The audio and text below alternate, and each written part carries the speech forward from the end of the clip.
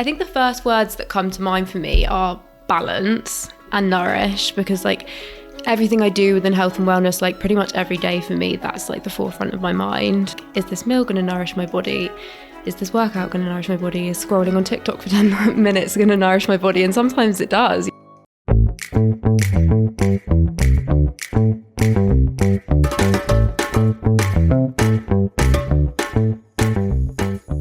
This is Catch-Ups in My Kitchen, the catch-up you need every week in order to look, feel and be the best version of yourself. Join me in my kitchen every week as I speak to a new guest about all things food, health and wellness. Whether it's a specialist in their field, an inspiring story, or just a big girly catch-up full of all the recommendations, tips and advice. In my kitchen, we talk about it all. Hey guys, and welcome back to another exciting episode of Catch-Ups in My Kitchen with me, Georgia Simmons, host of the podcast. This week in my kitchen, I am joined by the gorgeous Bonnie, who is known on Instagram as Eat with Bonnie, and she creates amazing recipes, which you guys I'm sure have seen. If not, go and check them out. And today we're talking about her journey to being plant-based, her battle with hormonal acne, and growing as a content creator in the space and how that has been. I feel like for Bonnie, it kind of just took off overnight, and I wanted to kind of dig into that and find out what the video was that did that and how it's been since. If you love all things food, plant-based, health and wellness, then this is the episode for you. So without further ado, let's go and join Bonnie in the kitchen.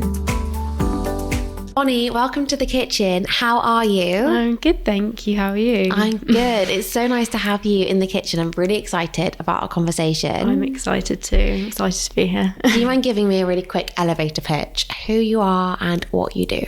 Yep. Well, I'm Bonnie. I am a food content creator, recipe creator, wellness creator. I'm vegan and I create vegan recipes. And yeah, that's me. Amazing. I love some of your recipes. I do follow along. And I'm like, yeah, these look great. Thanks. So we have a quick fire round to kick things off about all things food. Okay. So what is your favourite restaurant in London? Ooh, Bubbler. I don't know if you've heard of Bubbler. Oh my God, yeah, so good. I'd have to go with Bubbler. Yeah, it's really good. So good. I love it. Okay, go to Deliveroo. Ooh. It's hard because near me, like, there's lots of like chain restaurants. It's quite boring. Probably Joe and the Juice. Oh yeah, okay, to be fine. honest. Yeah, I love that. Like sometimes it's quick and easy. Yeah. Okay, what is your hangover meal? Ooh, pasta. Big bowl of pasta for sure. Yeah. Any sauce in particular you'd go for on a hangover? Yeah, I like a creamy tomato moment. Nice. Yeah, comforting. Yeah. Okay, what's your favourite coffee shop? It's not really a coffee shop. I mean, it is. They do coffee as well, but teas. You know, teas. Oh my God, yeah. My no fave. one said that on here. Love. Their matches are. Yeah. And you're more of a matcha girl than a coffee girl, aren't you? Yeah, kind of. I dibble and dabble, but Okay, yeah. we'll get into that. Yeah. It's a hot topic. All right. Okay. Okay, and which food for you is a complete no-no? Health-wise or just like... Just generally is a no from you. You wouldn't eat it.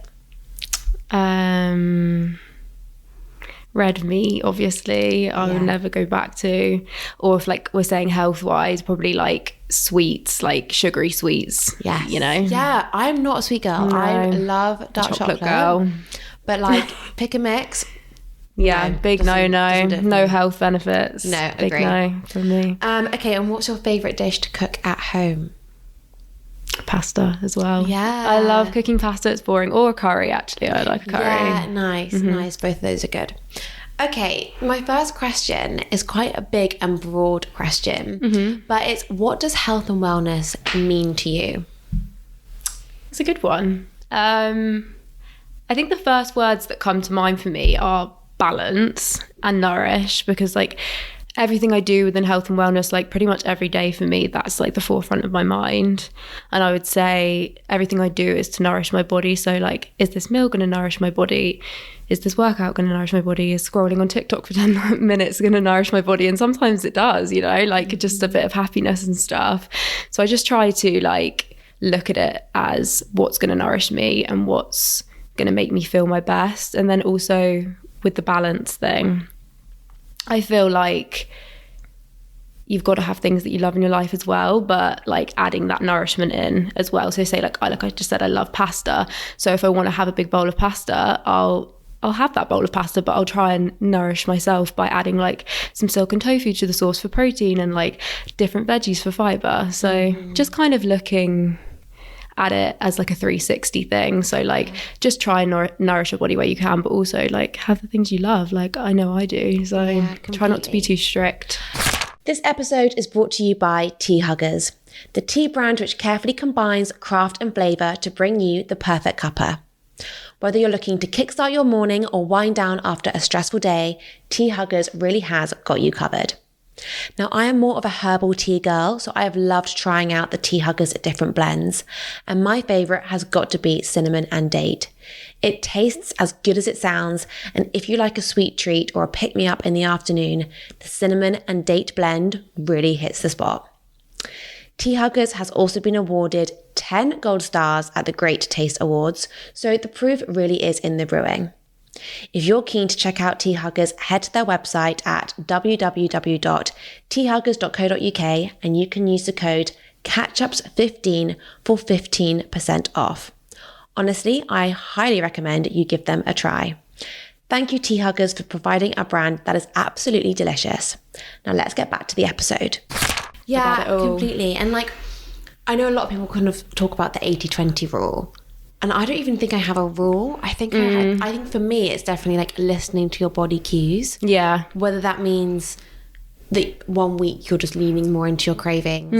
Especially being a woman, like before our period and stuff, like I'll definitely try and eat more because it's what my body needs and like, it'll definitely like help me with my hormones. Do you kind of cycle sync or track your kind of cycle and eat accordingly? I try to. I did actually listen to a podcast about fasting around your cycle and I did try and do it for a while, but I just think, again, I just try and listen to my body. Like I just try and like feel what feels good for me in that moment. So yeah. I'm trying to track my cycle more and like listen to my cues more. I definitely listen to my body, but I'm trying to get into tracking my cycle more. I think it is interesting because when you feel a certain way, you're like, that's why I feel that way. Yeah. And it's quite reassuring. Yeah. So you mentioned you're vegan. I'd love to touch on this a bit more. So why are you vegan? A few reasons, really. I've never really been a big meat eater. I've never eaten like beef or lamb or anything like that in my life. When I was about 18, I went pescatarian. And then I went vegetarian and then I went vegan. But the reason I went vegan is because I was having like some skin issues and I cut dairy out, and that was like the full whammy of being vegan. But beforehand, I guess like it's animal welfare for sure. Like I love animals and environmental reasons, but also just health reasons as well. And I guess like it did work for my skin, so I guess I've just never really gone back. Yeah. I had a similar journey where it was again more gradual for me. Like it was like one thing then the other. And I think that's what makes it more sustainable as well. Because, I didn't go cold turkey. No. And again, I wasn't much of a red meat eater. I've now actually slightly gone back into having eggs, just kind of organic eggs when I'm at home, and I have fish depending on where it's from. I'm that annoying person that's like, where's your fish from? Blah blah blah. Is it wildly sourced? Yeah, exactly. Which I'm loving. But yeah, I could never kind of eat red meat now. What about this kind of ancestral trend and like eating animal product trend? Because obviously plant-based was a real thing where everyone tried it. Well, I say everyone, a lot of people tried it. And it was definitely pushed. And now I feel like ancestral red meat, raw dairy is pushed. Thoughts on that? And have you ever thought about kind of dipping your toe into that world? I mean, yes and no. Like being vegan works for me right now. I know I'll probably never eat like any red meat or any land meat again. Fish is something that I'm not going to completely rule out ever, because I feel like your body changes and I feel like there's times in your life where you need different types of food. I feel like maybe if I'm having some children or something, then I might need eggs again and fish again, and they're really healthy foods. It's not that they're not healthy that I'm not eating them. I mean, eggs I don't think I actually react that well with anyway. I don't think my body's ever loved them.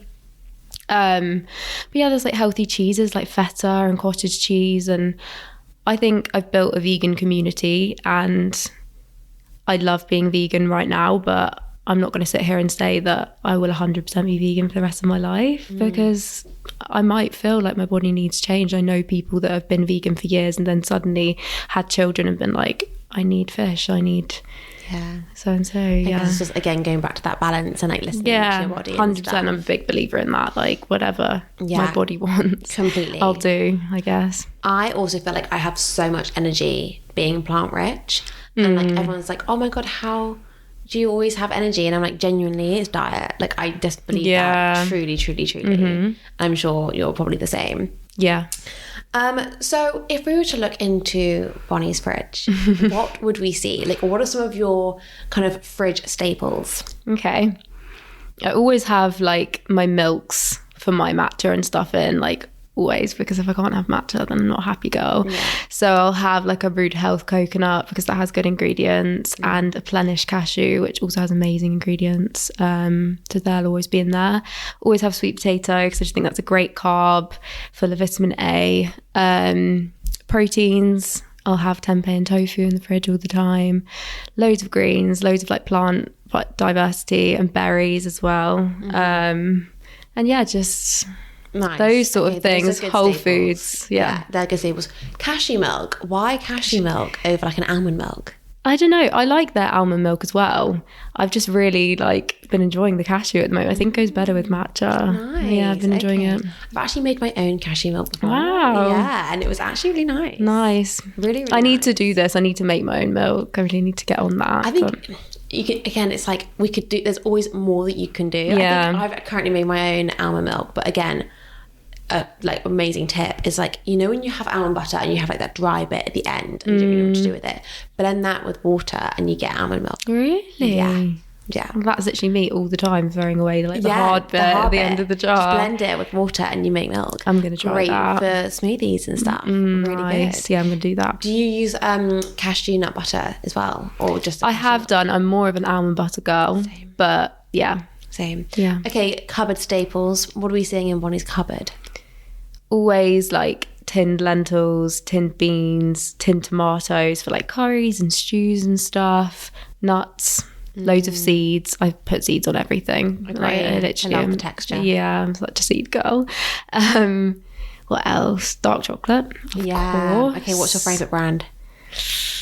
It's hard. I love Hue, but I also love Raw Halo. Do you know them? Not tried Raw Halo, but Hue. You need to try. Love. Okay. I feel like it's a toss up. I couldn't choose which one was my favourite out of those two. I do love Raw Halo. Yeah. They're good. So we've touched on matcha and coffee. Why would you have a matcha over a coffee? When did you kind of introduce matcha? What's your kind of relationship with that? Yeah, well, I still drink coffee from time to time, and I used to be a big coffee drinker. But now it's like predominantly matcha, just because I think coffee makes me quite jittery. I don't know if it makes you jittery. Yeah, but sometimes. Yeah, and like that's really bad for our cortisol, and having it on an empty stomach is bad for your gut, which is bad for your skin. You can have matcha on an empty stomach. I try to have some nuts or something like beforehand, even so, because it's just like not good to have caffeine straight away. But I just think I've seen such a difference in my skin since having matcha, because obviously it's got like L-theanine and green tea in, which is like amazing for your cortisol, and yeah, obviously green tea is full of antioxidants. So yeah, I just think it's the better choice, and like I don't have that crash as well when I have matcha. I feel like if you're thinking about doing it, you should just keep going with it, because it took me a while to like really love it, and also how to make it like well at home. It takes a long time to like perfect it. I feel like I've perfected it now. What are your tips? Yeah. What are your tips for making the perfect matcha?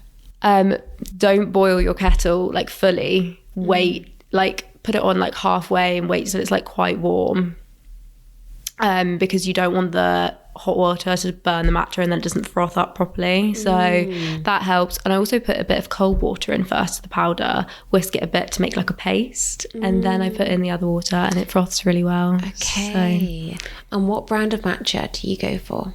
I have a few. I love Go Matcha, and they're also bringing out like a pre-bottled, like pre-made one soon, so everyone keep your eyes out for that. I love teas, and Genki as well, which is good. Nice. I actually got sent an amazing brand, Lalani. Have you been to Raw Press?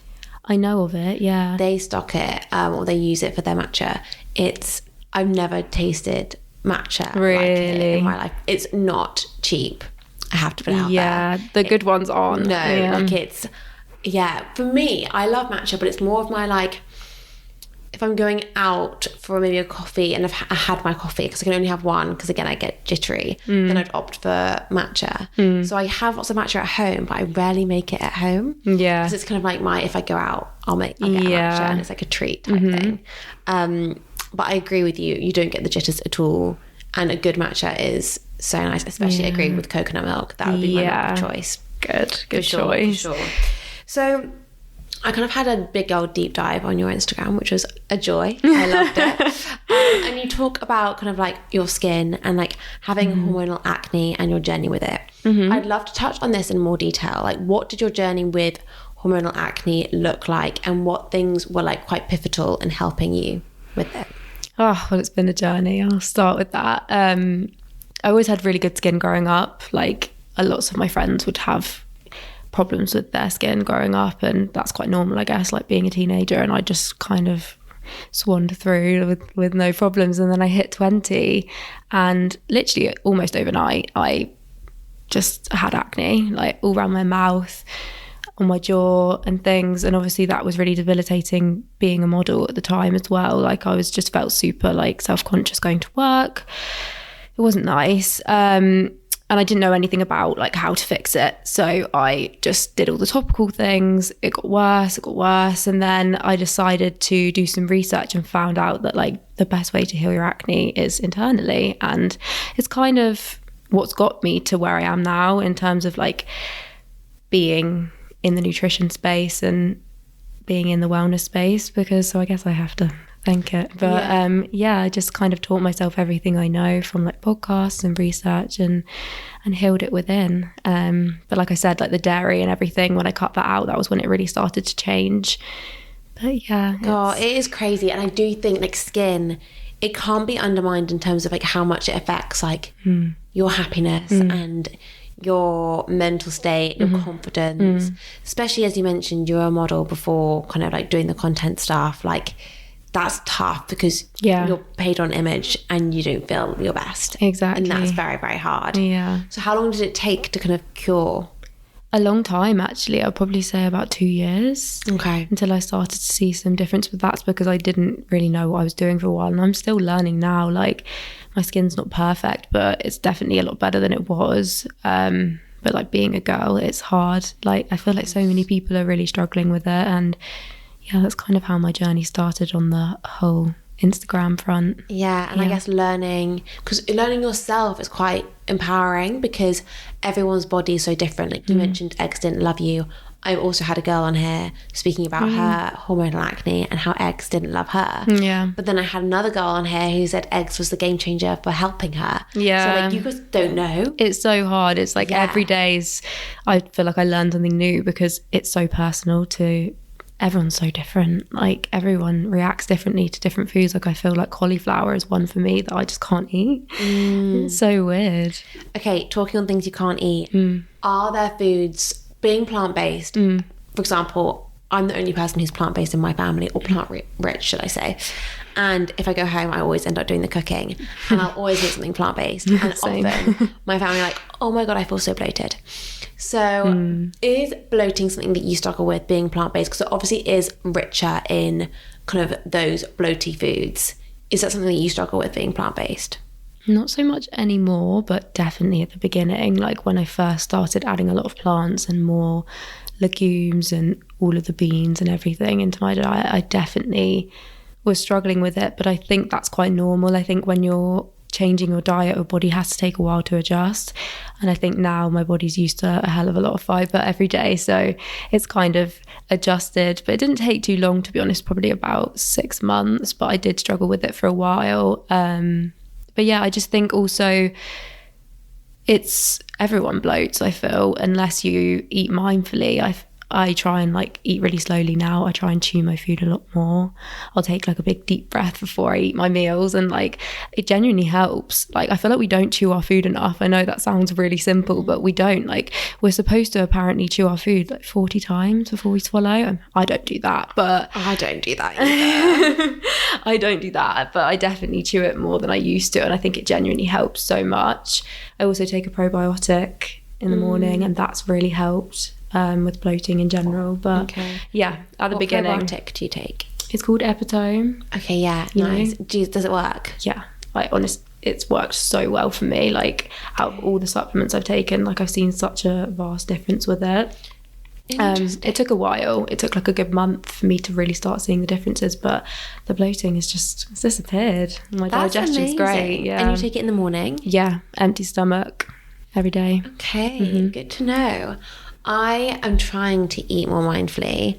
I really struggle with this. I have my laptop in front of me all the time when I'm eating. I think it's because I don't like eating alone, which sounds really, really weird. We don't like being alone with our thoughts, do we? No, I don't either. I just kind of feel really sad when I'm just sat on my own eating.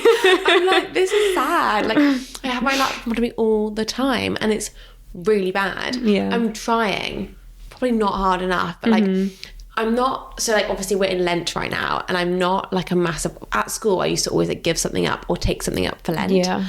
I'm not like hugely religious or anything like that, but it's just something that I just did at school. Yeah, me too, to be fair. Yeah, so now I kind of have it in habit. So now I'm like, no snacking's always been my thing for Lent. I'm not a big snacker, but like I always try and if I want something sweet, I have it right after my meal, like give myself time. And then my other one is like trying to eat without a screen in front of me. I'm failing. Like I'm really, really failing it. Like it's so bad. It's hard. It's so hard. I don't know why I find it so difficult, but I definitely notice if I have a screen whilst I'm eating, I'll finish my food and be like, I'm still hungry, but I don't think I am. I think it's because I've not been mindful when I've been eating. Just been, like preoccupied and like not thinking about it. Not that I need to like be meditating whilst I'm eating, but I think there is definitely a benefit to being mindful. And that would probably help with like any bloating and stuff like that. I also think that with being plant-based, as you mentioned, like any change does disrupt your kind of gut, and I do think that if you struggle with bloating, it's probably because you're eating like too much too soon. It's like slow increments 100%. If you wanted to up your fiber. But I know I'm like, sorry mum, like this is probably a bit heavy for you. But cauliflower you mentioned is something that you it doesn't work for you. I don't know why. It's so random. It's not like random. Just a cauliflower. For me some hummuses don't work for me. Really? Yeah, my sister's the same with beans. She can't do it. Chickpeas are like her worst. Like I love hummus, but I have to be really like I love can't hummus. Same. But I can't buy it too often. It's like maybe once every 2 weeks I'll have a pot in my fridge, and like if it runs out, that's it, gone, because I can't, otherwise it really, really I struggle with that. I think chickpeas is like I feel like that happens to a lot of people. It doesn't for me, but that's good. It's and celery juice is something that you're big on, especially when it comes to skin. Why celery juice, and why has it helped your skin? Celery juice and like turmeric and ginger shots as well are really good. It's something that I really really helped clear my skin on an empty stomach. Just they're full of antioxidants. Celery is really good for liver cleansing, and I think hormonal acne is a lot of the problem stems from liver health and not being able to access enough hormones out of your liver. So because celery is really good for liver cleansing, and if you have it early on an empty stomach, then that's really good. Do you make your own? I do, I've got a juicer. I don't do it every day anymore. I did, like if I'm having like a time where my skin's playing up, I will. I'll do like celery and lemon and water. You can do it without a juicer as well. I've got recipes on my page. You can just use like a blender and then you just strain out the pulp and stuff. But celery and turmeric and ginger is amazing for skin. Amazing. That's really good. I get Press celery juice. Nice. And they're like the only brand that do a celery juice, just 100% celery juice. Actually, no, they've got some lemon in there as well. That's good. But it's so nice. And I often order like big bulks of that because it's just good to have in your Yeah, fridge. I love it. So many people are like, I cannot drink this. Like, I hate celery, but I actually like it. I think it's just like when you start like fine-tuning your taste buds a bit and you're just like, your taste buds mature. Like, it's one of those things where like, I definitely taught myself to like celery juice. Yeah, I didn't used to like celery at all. When I was younger, I was like, this tastes like grass. Now I'm like, yum. Yeah. I love it. Same with red wine. Is like one of those things I've not got into, but I'm happy to not like red wine right now. Like, I'm still like, I'm not going to push myself to like it. I like it. I think it's something that I will grow into. Yeah. For me, it sounds ridiculous, but like, because I like coffee and obviously that stains your teeth, I'm very much like, oh, well, if I don't like red wine right now, let's not push it, because I know that it does like stain your teeth, whatever. So I'm like, it's fine, we'll leave it. It's fine. So let's touch about Instagram and kind of growing online, because I feel like, I may be wrong, but I feel like it's kind of gone a bit crazy. And like maybe your page was like growing and then it like grew rapidly. Yeah. Is that the case? Was there a lot behind the scenes that people haven't seen? Or how has growing online been? It's been, crazy, but it's kind of less crazy now. It was like a year ago where it was like really crazy. I started the page and like a few people were following it, like just some friends and family and just a few random people. And I kind of was just like, I wasn't being consistent with it, but then I decided like I want to do this, I feel. And I posted it on my personal page, which is like my old Instagram, and loads of people followed it, which was really nice. And then obviously that probably pushed the algorithm a little bit. And then one video went like super viral, and just like I was growing like tens of thousands of followers in like a day, and it was crazy. I went from like 10k to 20k in like, I don't know, like 2 days. And it was crazy. Insane. What was the video that went viral? It was a juice, actually. It was a carrot and turmeric juice. Literally went insane, like 11 million views or something crazy. And like at the time I didn't even have many followers. I was like, what's going on? But yeah, then I just kind of continued to grow quite quickly, actually, like for like a year or so. And then it's slowed down a bit now, but to be honest, that's fine with me. I'm in a good place now. But yeah, it was really amazing, and I'm so lucky to be doing what I'm doing now, because I've always like wanted to be in cooking but didn't want to be a chef because it was just too stressful. So I kind of got that sweet spot, I guess. But yeah, I think I definitely had some sort of like imposter syndrome for a while, and still do, because it was just so like overnight, like I didn't expect it at all. But yeah, that is crazy. It's funny crazy when such a simple, video can do so well. Like, I had a girl on here, and for her it was a hummus video, and it was in her drafts for ages, and she didn't want to post it. Oh my god, just forgot to post it. And then she's like, oh, I'll just put that one out there. It's always the ones you don't think will do well that just do. Like, it's so weird. And it's crazy how like you can be working on growing for so long, and then suddenly just one video goes crazy, and you're like, oh, okay, that's what you wanted. Fine. It's crazy. So the page we see now, that's like not, so you had a personal account too, and you started that up for kind of like just posting kind of food and wellness related content. Okay, nice. And I guess what don't we see about kind of like the day-to-day? Are you kind of creating content every single day now? Are you posting every single day now? I don't post every day, but yeah, I'm pretty much just creating content, cooking in the kitchen, editing. It's pretty much as wild as it gets. Oh, I love it though. I love it. It's so nice that you kind of cured your kind of yourself, and in that process of like documenting it, have turned it into a job, which is so nice. But it is funny what videos do well. Like, I was in someone's video recently talking about icks. not my normal conversation at all. It was a really random video where I got asked like what my icks are, if I believe in them, and I basically said no. And that video just did really well. And I was like, I spend my days talking about food, health and wellness, and I do one video talking about icks, and suddenly that does better than everything else combined. And you're like, it's like kind of annoying almost. It's like why? I didn't care about that one. Literally, it's just it's very, very annoying. So where's it going? Like, what do you have anything in the pipeline? Like, because now you could have got a community of like plant-based consumers, plant-based people who are inspired by your recipes. Yep.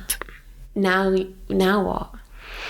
Well, I did actually buy a vlogging camera yesterday. Oh my God, okay, exciting. So I think I'm going to Dubai on Thursday, and I think I'm going to vlog that and see how it goes. Nice. I love YouTube. Like, I love watching YouTube, and I've had a few people ask me, are you going to start YouTube? And I just thought, I'll vlog this trip and see how it goes. I can't make any promises that it's going to get actually posted online, but like, I'm a bit clueless. I don't know what I'm doing with it, but it's something that I definitely am interested in doing. A cookbook would be great too, and that's something that's in one of my goals, but it's not in the pipeline yet. So I feel like I need a little bit more time to like be completely ready for that. But yeah, lots of exciting clients behind the scene and things like that. That's very exciting. Yeah. And your boyfriend, is he plant-based? He's not. He eats plant-based with me sometimes. Like, he eats chicken. He doesn't eat pork actually now.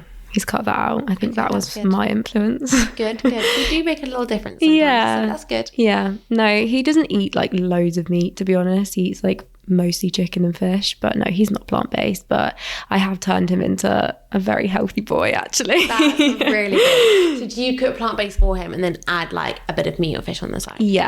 Yeah, most of the time, or he'll add like some feta or something. But like, he's so healthy. We'll be in the supermarket and he'll just be reading like the labels, and he'll be like, oh no, we can't have that. It's got seed oils in it. And I'm like, babe, this is great. Yeah, keep it up. And you touched on the fact that you kind of modelled before, and you kind of dip your toe into that. And you could have looked back on those days, and now are you kind of like, oh my gosh, my kind of like health journey or my wellness is so different from then till now?